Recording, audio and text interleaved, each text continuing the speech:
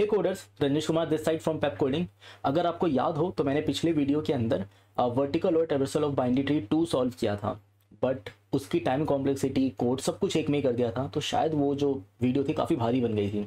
इस वजह से मैं इसकी टाइम कॉम्प्लेक्सिटी अलग से सेपरेट वीडियो के अंदर भी एक्सप्लेन कर रहा हूँ। तो आज मैं आपके साथ क्या डिस्कस करने के लिए आया हूँ, मैं वर्टिकल और ट्रेवर्सल बाइनरी ट्री 2 की टाइम कॉम्प्लेक्सिटी डिस्कस करने के लिए आया हूँ, जिसके अंदर एपीजीपी कुछ लग रहा था एंड प्रॉब्लम को हम सॉल्व करे थे। तो आइए इस प्रॉब्लम को एक बार देखते हैं। तो ये थी प्रॉब्लम, हमें एक बाइनरी दे रखा था ऐसा कुछ। अब इसके लिए हमें यहाँ पर क्या था, वर्टिकल और ट्रेवर्सल, इसको सॉल्व वर्टिकल और ट्रेवर्सल निकालना था। वर्टिकल ट्रेवर्सल क्या आएगा इसका 6, यहाँ पे 1, इधर आएगा 8, देन 4 6 7, यहाँ पे आएगा 7 2 3 देन 22, यहाँ पे आएगा 9 -10 1 19 19 10 एंड 21। अब इसके अंदर ऑर्डर क्या मैटर करता है, जब कुछ लोग आपके सेम लेवल पर आ जाते हैं ना, तो जो सबसे छोटी वैल्यू होती है पहले उसको लिखना है। जैसे कि पहले 8 आएगा, 8 के बाद इस सेम लेवल के ऊपर पहले आया 4, देन 4 आएगा, उसके बाद आएगा 6, उसके बाद आएगा 7। सिमिलरली यहाँ पर पहले तो मिलेगा 9, 9 के बाद ये तीनों लोग एक साथ आ गए, मतलब एक नोड के पीछे दूसरा नोड है, दूसरे के पीछे तीसरा नोड। इस सिनेरियो में क्या होने वाला है, सबसे छोटी वैल्यू -10 देन 1 देन 19। इस तरीके से हम इस प्रॉब्लम को सॉल्व करेंगे। तो अब देखते हैं जरा ये काम हम करेंगे कैसे। अगर आप एक ना बाइनरी ट्री की बात करो, अगर आप एक नॉर्मल बाइनरी ट्री की बात करो जो कि कंप्लीट बाइनरी ट्री है, जिसमें सबसे ज़्यादा नोड हो सकते हैं, सबसे ज़्यादा नोड कंप्लीट बाइनरी ट्री के अंदर ही हो सकते हैं, दैट इज कंप्लीटली फुल। तो एक फुल बाइनरी ट्री के अंदर टोटल हाइट कितनी हो सकती है जो बिल्कुल कंप्लीटली फुल है। Same for this, same for this, same for this. जरा इसकी हाइट निकालें एक बार। सबसे ऊपर हाइट के ऊपर, मतलब इस वाली हाइट के ऊपर, फिर इस हाइट पे, फिर इस पे, फिर इस पे, फिर इस पे। तो ये हाइट है 0, मतलब कि यहाँ पर जो हाइट है मैं यहाँ इसके रिस्पेक्ट में निकालने वाला हूँ। एंड हम नीचे की ओर जाते हुए अपने हाइट को करेंगे कैलकुलेट। तो इस हाइट पर h = 0 के ऊपर 2⁻0 लोग हैं, यहाँ पे 2⁻1, यहाँ पे 2⁻2, यहाँ पे 2⁻3, यहाँ पे 2⁻4 एंड नीचे हो जाएगा 2⁻5 इस हाइट के ऊपर। तो हमें पता लगाना है कि 2⁻5 पे एग्जैक्टली कितने नोट्स हैं। तो कितने होंगे, मतलब h हाइट = 5 के ऊपर कितने नोट्स हैं, 2⁻5। हाइट = 4 के ऊपर टोटल नोट्स कितने हैं, 2⁻4। तो आपके पास ना यहाँ पर आपको एक कंप्लीट बाइनरी ट्री मिला है जिसमें सबसे ज़्यादा पॉसिबल नोड्स हो सकते हैं। सबसे ज़्यादा पॉसिबल नोड तो उसी में हो सकते हैं जिसमें सारे चाइल्ड उसके भरे हों, एक्सेप्ट लीफ नोड। लीफ को छोड़ दिया जाए, सबसे नीचे वाले लेवल के लीफ को छोड़ दिया जाए, तो ये जो ट्री होगा इसके अंदर सबसे ज़्यादा नोड्स होने वाले हैं। अब इस ट्री के अंदर जो मेरी हाइट है कितनी हो सकती है, मुझे हाइट का पता लगाना है पहले। जो मेरी हाइट होगी कितनी होगी देखते हैं। चलो, टोटल नंबर ऑफ नोड्स कितने हैं मेरे पास, n। ठीक है, सबसे पहले 2⁻0 लोग आए, फिर 2⁻1, फिर 2⁻2, फिर 2⁻3, फिर 2⁻4, फिर 2⁻, इसको थोड़ा ढंग से लिखते हैं। देखो टोटल नंबर ऑफ नोड्स कितने हैं मेरे पास, n, फिर 2⁻0, 2⁻1, 2⁻2, 2⁻3, 2⁻4, 2⁻5 dot dot dot dot dot ऐसे चलते चलते मैं 2⁻h तक गया। तो अगर मैं इन सब का सम करूं तो मुझे n के इक्वल मिल जाएंगे, मतलब क्योंकि फर्स्ट लेवल पे 0 नोड थे, मतलब एक नोड था, इस पे 2 नोड थे, फिर हमारे पास 4 नोड आए, फिर हमारे पास 8 आए, फिर 16 आएंगे, फिर 32 आएंगे, फिर 64 आएंगे, फिर 128, फिर 256 ऐसे एंड सो ऑन चलता जाएगा। तो मेरे पास नोड्स तो इसी ऑर्डर में आ रहे हैं।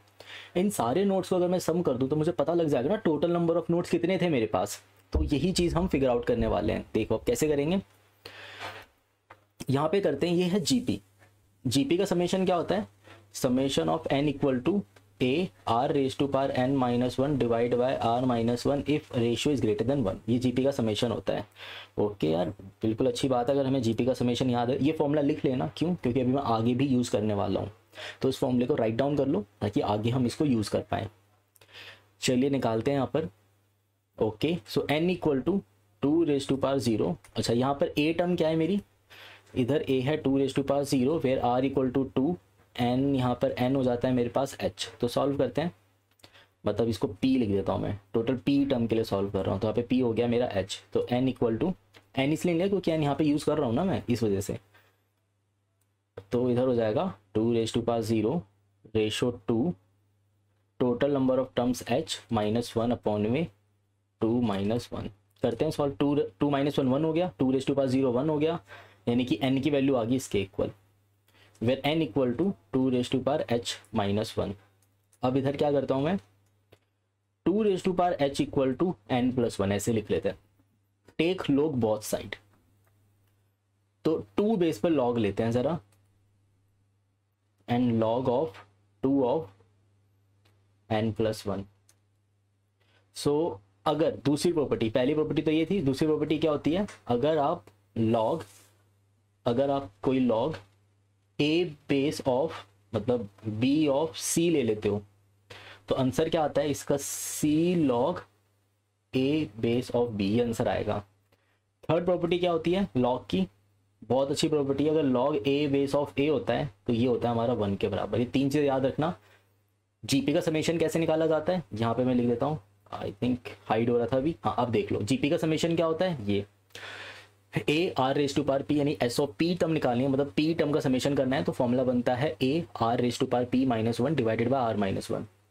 ओके, अगर मैं लॉगरिथम लगाना चाहता हूँ, log a base of b raise to power c, इसका फॉर्मूला क्या आता है, c log a base of b, and log a base of a equal to 1 आता है। तो ये तीन हमारे फॉर्मूले बन गए। इसको करते हैं सॉल्व देन। तो यहाँ पर क्या हो गया, h log 2 base of 2 equal to log 2 base of n plus 1।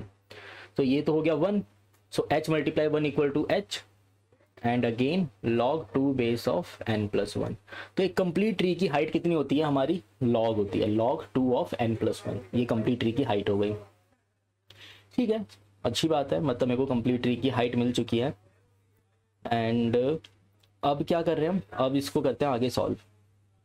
तो मुझे यहाँ पर ये पता लग गया, इस मतलब इक्वेशन से मुझे ये आइडिया लग चुका है कि कंप्लीट ट्री की हाइट कितनी निकल कर आती है। तो मैं क्या करता हूँ, इस पूरे टर्म को थोड़ा सा साइड कर लेते हैं, एंड जो इम्पोर्टेंट पॉइंट है हमारे वो मैं यहाँ लिख लेता हूँ। सो h इक्वल टू कितना आया, log n। ध्यान रहे कंप्लीट ट्री की बात हो रही है, अगर मेरा स्क्यू ट्री बन गया ना, if we have a skew tree then h become equal to n, for skew tree h become equal to n हो जाएगा। बट मैं कंप्लीट ट्री की बात करूँ, एक परफेक्ट ट्री की हाइट कितनी हो जाती है, log n हो जाती है। और स्क्यू ट्री के लिए कितना हो जाएगा, अगर मैं यहाँ पे एक स्क्यू सा ट्री बना लूँ, स्क्यू ट्री बना लेता हूँ, तो स्क्यू ट्री के सिनेरियो में क्या होता है, अगर एक स्क्यू ट्री होता मेरे पास, इस सिनेरियो में the height of skew tree equal to n होता है, ठीक है। ये दो बातें मैं पता लग गई। अब देखो, अब इस एल्गो को समझने के लिए ना, इसकी टाइम कॉम्प्लेक्सिटी समझने के लिए आपको इसका ड्राई रन समझना होगा। इसका ड्राई रन मैंने कैसे किया था, मैंने यहाँ पे ड्राई रन करते टाइम ये किया था, मैंने 2 प्रायोरिटी क्यू रखे थे। उसके लिए आपको वीडियो देखनी पड़ेगी, मैं यहाँ पे कंप्लीट एक्सप्लेन नहीं करने वाला हूँ, मैं इसकी गहराई यहाँ पे एक्सप्लेन नहीं करूँगा। वो 1 घंटे की जो वीडियो है ना, वो आपको देखनी पड़ेगी, तभी समझ में आएगा। तो ड्राई रन में मैं आपको हल्का सा आइडिया देता हूँ क्या कर रहा था। मैं यहाँ पे एक नोट डालता था, डेट इज क्यू, उसके चाइल्ड उठा के इसमें डालता था, ठीक है। जैसे कि 7 यहाँ डाला तो 8 और 9 यहाँ पे हम इंसर्ट करेंगे, फिर दोनों को कर देता था स्वैप, तो 8 9 इधर आ जाता था, ये फिर से खाली। अब 8 को निकालता था तो बाकी के जो नोड है 1 3 2 और 19 यहाँ पे इंसर्ट करता था। तो बेसिकली मैं लेवल बाय लेवल इसके अंदर आगे चल रहा था, यानी एक लेवल के ऊपर कितने लोग रह सकते हैं, 2 रेज टू पावर h। तो 2 रेज टू पावर h लेवल 2 raise to power h plus 1 level को क्रिएट कर रहा है। देखो जब 8 9 निकलता है तो 8 9 इसकी प्रिपरेशन करवा देता है, यानी 2 रेज टू पावर जो h लेवल है ना, मेरा जो मेरा h लेवल है यानी h हाइट पर जो भी नोट्स हैं वो h प्लस 1 की तैयारी करवा देते हैं, मतलब h प्लस 1 को प्रिपेयर करवा देते हैं लेवल को, ठीक है। ओके, ये समझ में आ गया। तो अब मैं यहाँ पे यूज कर रहा था प्रायोरिटी क्यू। प्रायोरिटी क्यू के अंदर कॉम्प्लेक्सिटी कितनी होती है, log n होती है। मतलब प्रायोरिटी क्यू के अंदर अगर मैं एक प्रायोरिटी क्यू की बात करूँ, अब 4 चीज याद रखनी है हमें। एक प्रायोरिटी क्यू के अंदर अगर मैं ऐड की बात करता हूँ तो ऐड होता है हमारा log n का। अगर मैं यहाँ पे रिमूव की बात करता हूँ तो वो होता है हमारा log n का, और टॉप की बात करता हूँ तो वो होता है हमारा O1 का। प्रायोरिटी क्यू के अंदर ये 3 कॉम्प्लेक्सिटी होती है, ठीक है। तो 3 कॉम्प्लेक्सिटी होगी ऐड रिमूव टॉप की। अब बात ये आती है कि अगर मैं ऐड रिमूव टॉप तो इतना हो गया, अगर मान लो मेरे पास n लोग होते प्रायोरिटी क्यू के अंदर, एक प्रायोरिटी क्यू है जिसके अंदर n लोग हैं, मैं इस प्रायोरिटी क्यू को खाली करना चाहता हूँ, तो कॉम्प्लेक्सिटी कितनी बनकर आएगी, सोचो ज़रा कितनी आएगी, सोचें कितनी आती है। चलिए देखते हैं। एक प्रायोरिटी क्यू कॉम्प्लेक्सिटी कितनी होगी? एक पर्सन को रिमूव करने की कॉम्प्लेक्सिटी आती है log n। एक पर्सन को रिमूव करने की कॉम्प्लेक्सिटी आती है log n। तो n लोगों को रिमूव करने की कॉम्प्लेक्सिटी कितनी आएगी? एक को रिमूव करने में log n की जान लगती है, तो n लोगों को रिमूव करने में लगेगा मुझे n log n की जान। इसका ना डीप एनालिसिस करके दिखाऊंगा मैं, पर इस वीडियो में नहीं। मैं एक और वीडियो बनाऊंगा जिसके अंदर मैं इसका डीप एनालिसिस करके बताऊंगा कि n log n होता है या n log n से थोड़ा ज़्यादा होता है, कम होता है। थोड़ा सा डीप एनालिसिस करेंगे इसके ऊपर, पर अभी के लिए n log n मान के चलते हैं, ठीक है। ये ओवरऑल बिगो में जो कॉम्प्लेक्सिटी होती है इतनी ही होती है, बट मैं इसको मैथमेटिकली प्रूव करके दिखाऊंगा कि n log n कैसे होता है। इसकी डीप एनालिसिस भी करेंगे, तो इंतजार करो इस वीडियो का, ठीक है। चलिए, n log n तो समझ में आ गया मेरा कि एक रिमूवल और एक एडिशन। मतलब अगर मैं एक ऐसा बोलूं कि मैं n साइज की प्रायोरिटी को बनाने में कितने की जान लगेगी? n log n। भाई एक को ऐड करने में n को log n की जान लगती है, तो n लोगों को ऐड करने में n log n की जान लगेगी। यानी n साइज का प्रायोरिटी को बनाने में आपको n log n की जान लगती है, तो और n साइज का प्रायोरिटी को खाली करने में भी आपको n log n की जान लगती है, ठीक है। चलो इधर आते हैं। देखो, इस 0th लेवल ने फर्स्ट लेवल की तैयारी कराई, तो मैं सिर्फ 0th लेवल के बारे में सोचता हूँ अभी, सिर्फ 0 लेवल के बारे में, और कुछ सोचना ही नहीं है, ठीक है। तो कितना टाइम लगने वाला है? पहले मेरे पास सिर्फ एक पर्सन है, मैं इसको रिमूव करता हूँ, रिमूव करके अगले लेवल की तैयारी कराता हूँ। एक रिमूवल होगा log n का, तो कितने का हुआ? मैं डायरेक्ट LG लिख रहा हूँ। LG मतलब होता है log, इसको log की शॉर्ट फॉर्म भी कहते हैं। तो हम यहाँ पे LG लिख रहे हैं, log ऑफ 2⁻0। यहाँ पे 2 बेस डिस्क्राइब नहीं कर रहा हूँ, क्योंकि वो कॉमन सी बात है कि 2 ही बेस पर हम यहाँ पे काम कर रहे होंगे, क्योंकि बाइनरी ट्री का ऑपरेशन है, ठीक। तो LG 20 मतलब क्या हो गया यहाँ पर? क्योंकि पहले लेवल पे 2⁻0 लोग थे। अच्छा, ये काम मैं कितनी बार कर रहा हूँ? भाई एक लेवल के ऊपर एट मैक्स कितने लोग हो सकते हैं? h लोग हो सकते हैं ना, 2h लोग। तो 2h लोगों में से किसी एक को रिमूव करने में कितने का एफर्ट लगेगा? आप ये सोचो, एक लेवल के ऊपर n लोग हैं, एक पर्टिकुलर लेवल के ऊपर n लोग हैं। अगर मैं उस n पर्सन में से किसी एक को रिमूव करूंगा, किसी एक को निकालता हूं, तो कितने का एफर्ट लगेगा? n log n। मतलब एक को रिमूव करने में लगेगा मेरे को log n का एफर्ट। अब उस पूरे प्रायोरिटी, मतलब उस पूरे लेवल को ही खत्म करके दूसरा लेवल क्रिएट करना है। मतलब एक पर्सन निकलेगा तो तभी तो दूसरा पर्सन जाएगा। तो एक को रिमूव करके दूसरे को डालने की कॉम्प्लेक्सिटी कितनी हुई? n log n। Total complexity कितनी आती है? n log n। तो बेसिकली जब ये लेवल 8 9 इसकी तैयारी करवा रहा होगा ना, तो इसने कितने का एफर्ट लगाया होगा? 8 ने अपने आप को रिमूव करा, तो 8 ने रिमूव करने में कितने का एफर्ट लगाया? log ऑफ 2 का। फिर 9 ने अपने आप को रिमूव करने में कितना एफर्ट लगाया? log ऑफ 2 का। तो टोटल कितना हो गया? 2 log। इसी तरीके से, हाँ आप ये सोच रहे हो भाई एक पर्सन रिमूव हो गया तो कम हो चुका है ना, इसकी डीप एनालिसिस करेंगे उस वीडियो में, वहां पे बताऊंगा मैं। तो एक लेवल के ऊपर टोटल लोग कितने हैं? यहाँ पर गिनो कितने लोग हैं? 1 2 3 4 5 6 7 8, टोटल 8 लोग, 8 नोड्स हैं यहाँ पर। अब इस 8 साइज के क्यू को खाली करने में कितने का एफर्ट लगेगा? पूरे क्यू को खाली करने में 8 log 8 का एफर्ट लगेगा। एग्जैक्टली बिल्कुल सही बात है ना यार। n log n का मतलब 8 लोग की प्रायोरिटी को खाली करके अगर मैं ये वाला लेवल क्रिएट करवाना चाहता हूं, तो मुझे 8 log 8 का एफर्ट लगेगा ना, ऑब्वियस सी बात है। चलते हैं फिर आगे।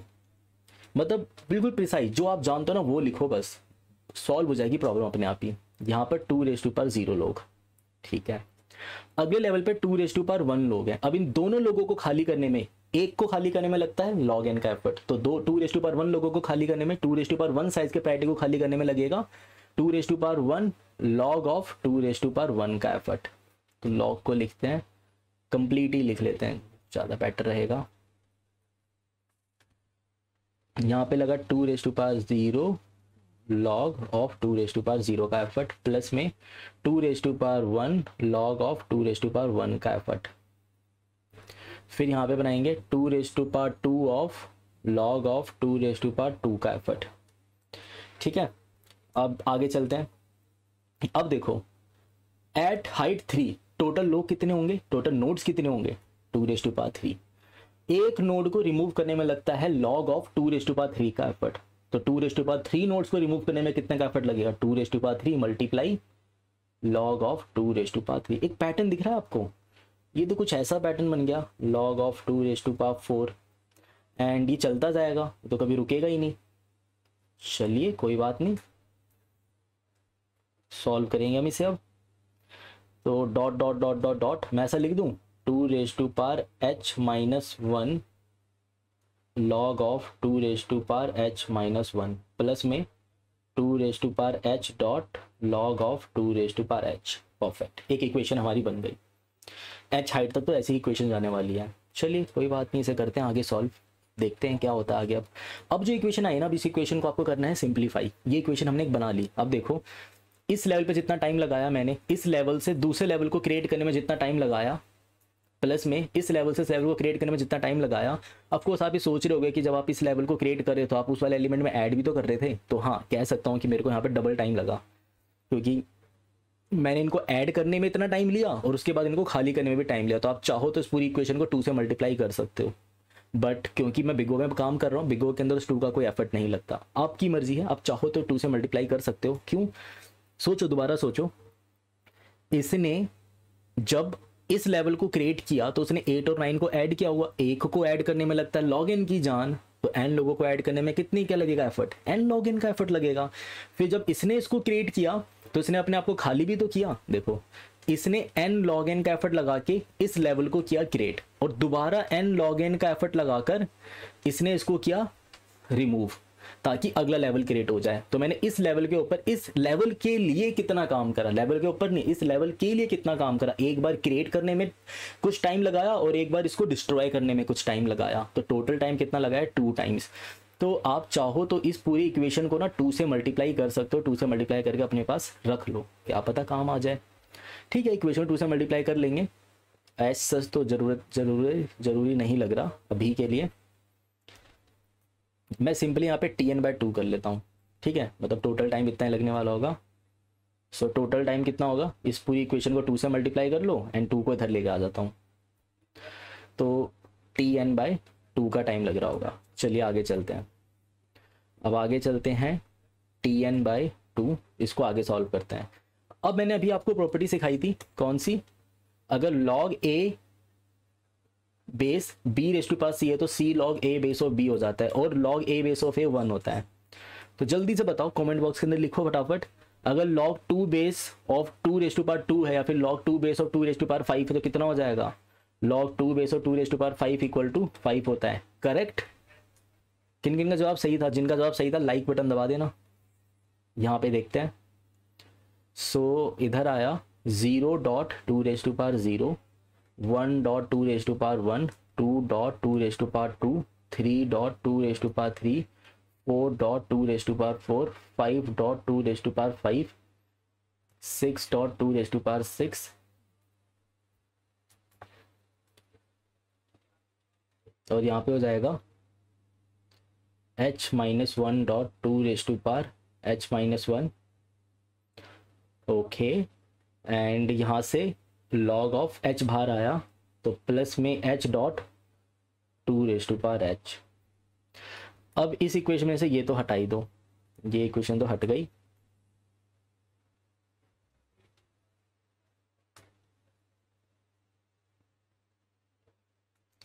अब यहाँ पे ना मुझे कुछ ऐसा दिखाई दे रहा है, मतलब इसको ध्यान से देखने पे मुझे ऐसा पता लग रहा है कि ना ये AP है, ओके, एंड ये GP है। तो AP-GP है, AP-GP को सॉल्व कैसे करें?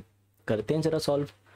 अगर मैं इस Tn/2 को 2 से मल्टीप्लाई कर दूं, इक्वेशन, पूरी इक्वेशन 2 से मल्टीप्लाई कर रहा हूँ, मतलब ये इक्वेशन 1 है, इस इक्वेशन 1 को 2 से मल्टीप्लाई कर रहा हूँ। तो मल्टीप्लाई इक्वेशन, यहाँ पे क्या कर रहे हैं हम? Multiply equation 1 bye 2। बोर्ड्स की याद आ गया यार, बोर्ड्स में भी ऐसे लिखा करते थे, Tn/2 मल्टीप्लाई 2, तो कट के कितना हो गया? Tn। ये हो जाता है आपका 1.2⁻2, 2.2⁻3, 3.2⁻4, 4.2⁻5, 5.2⁻6, 6.2⁻7 डॉट h-1 2⁻h प्लस में h.2⁻h+1। ठीक है, और ये इक्वेशन होगी मेरे पास 2। अब क्या करना है आपको? अब इसके बाद का एफर्ट क्या है? तो इसके बाद के लिए पहले अपने पिक्चर को हल्का सा छुपा लेते हैं, इधर देखते हैं। नाउ आपको क्या करना है, इक्वेशन 2 में से इक्वेशन 1 को माइनस करना है, equation 2 minus equation 1। So T of N minus में टी ऑफ एन बाय 2 करो, देख लें एक बार। नहीं, इक्वेशन फर्स्ट में से इक्वेशन 2 को माइनस करेंगे, इक्वेशन फर्स्ट में से इक्वेशन 2 को माइनस करेंगे। आप सोचोगे आंसर तो नेगेटिव आने वाला है, नहीं आएगा, टेंशन मतलब अभी नहीं आएगा नेगेटिव।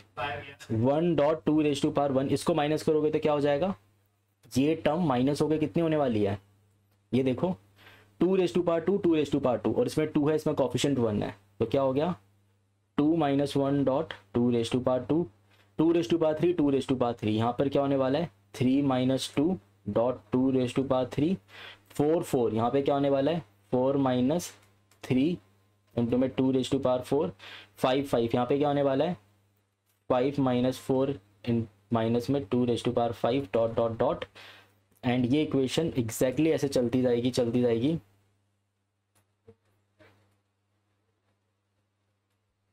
और फिर इधर क्या होने वाला है h minus 1 minus H upon में 2 मल्टीप्लाई 2 और इसके लिए कुछ है ही नहीं माइनस करने के लिए, तो ये क्या हो जाएगा h ऑफ 2 प्लस 1। ठीक है, इक्वेशन बन गई कुछ ऐसी, नंबर आ रहा है ऐसा, इसको करते हैं सॉल्व। ये हो गया 2 2 3 2 5 2 6 dot dot dot 2 h minus में h डॉट 2 प्लस 1। अभी जो इक्वेशन निकल कर आई है ना, इस इक्वेशन को करते हैं सॉल्व। ये क्या है मेरे लिए एपी, ये जीपी है, एपी से हमने जीपी में कन्वर्ट कर लिया। अभी तो जीपी है, जीपी का फॉर्मूला तो हम जानते हैं, टोटल नंबर ऑफ टर्म्स में कितने हैं h, और अभी इसको करते हैं सॉल्व। फॉर्मूला क्या बना, यहाँ पर मेरे पास टर्म लिख लेते हैं ज़रा, a है मेरे पास 2 और यहाँ पे p की वैल्यू है h और रेशो है यहाँ पर 2। फॉर्मूला क्या आता है s ऑफ p का, वो आता है a r of p minus 1 upon में r माइनस 1, ये मेरा फॉर्मूला था, यानी कि minus tn by 2 equal to फॉर्मूले के according 2 of 1 2 of total number of terms यहाँ पर h हो गए minus 1 divide by 2 minus 1। Equation यहाँ पर बनकर आती है, और साथ ही साथ एक माइनस h डॉट 2 प्लस 1 के नाम का, tn by 2 equal to 2 of 2, अब h तो है, h को ऐसे लिख लेते हैं -1 minus of h dot 2 of h को मैं 2 1 लिख लेता हूँ, इस ऑर्डर में। अब क्या करते हैं, इक्वेशन को ओपन कर लेते हैं, that is 2 dot 2 of h minus में 2 माइनस में h 2 dot h dot 2 okay, and minus में tn बाई 2। सो tn की वैल्यू कितनी हो जाएगी 2 cross 2 dot 2h minus plus of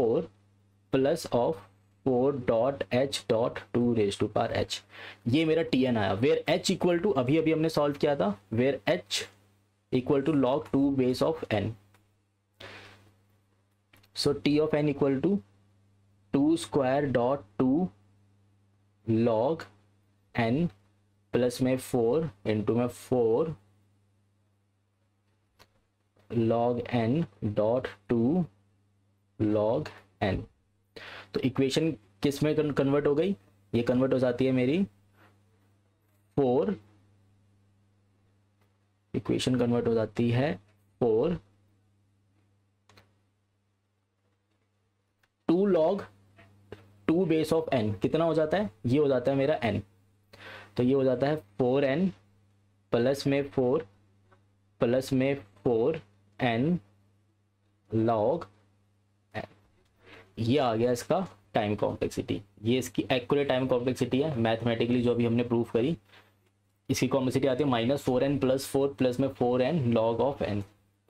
अब इसको हम बिगो में करेंगे सॉल्व, तो बिगो में कितना होता है, बिगो में इसकी कॉम्प्लेक्सिटी आती है n log n, और ये इसकी कॉम्प्लेक्सिटी, ये इसका प्रूफ है कि n log n कैसे आती है। तो ये इसका मैथमेटिकल प्रूफ था कि वर्टिकल और ट्रेवर्सल के अंदर अगर आप q की जगह पे प्रायोरिटी को यूज़ कर लेते हो तो आपकी कॉम्प्लेक्सिटी बनती है n log n।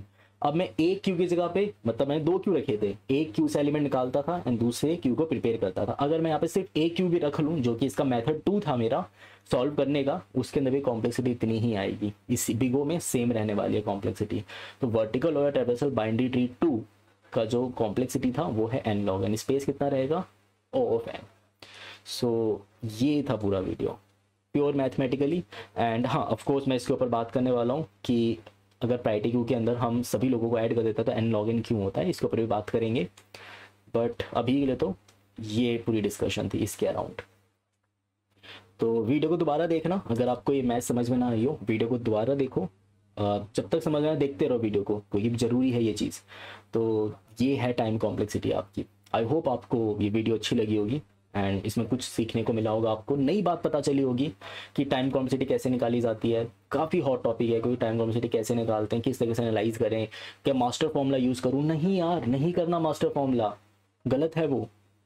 मैथ्स से ऊपर कुछ होता है क्या, मतलब मास्टर फॉर्मूला, अगर मास्टर फॉर्मूले से ना कुछ हो जाता ना तो दुनिया वही कर रही होती। Everything is maths, simple maths लगाओ, बेसिक से स्टार्ट करो, आप अब एक्यूरेट जगह पे पहुंच जाओगे, पक्का पहुंच जाओगे। ठीक है, तो शायद आपको वीडियो अच्छा लगा हो, एंड लेंथी भी हो सकता है, थोड़ा सा डिफिकल्ट होगा, पर आई होप आपको वीडियो अच्छा लगा होगा। तो प्लीज़ कमेंट बॉक्स के अंदर बताना वीडियो कैसा था। अगर आपको वीडियो अच्छा लगा हो तो मैं आगे भी ऐसी और वीडियो बनाऊंगा, और इसी के अराउंड टाइम कॉम्प्लेक्सिटी के अराउंड, हर डीएस के टाइम कॉम्प्लेक्सिटी डिस्कस करेंगे, मैथमेटिकली निकालने की कोशिश करेंगे। एंड चैनल पे पहली बार आए हो तो सब्सक्राइब करके जाना, एंड मिलते हैं नेक्स्ट वीडियो के अंदर।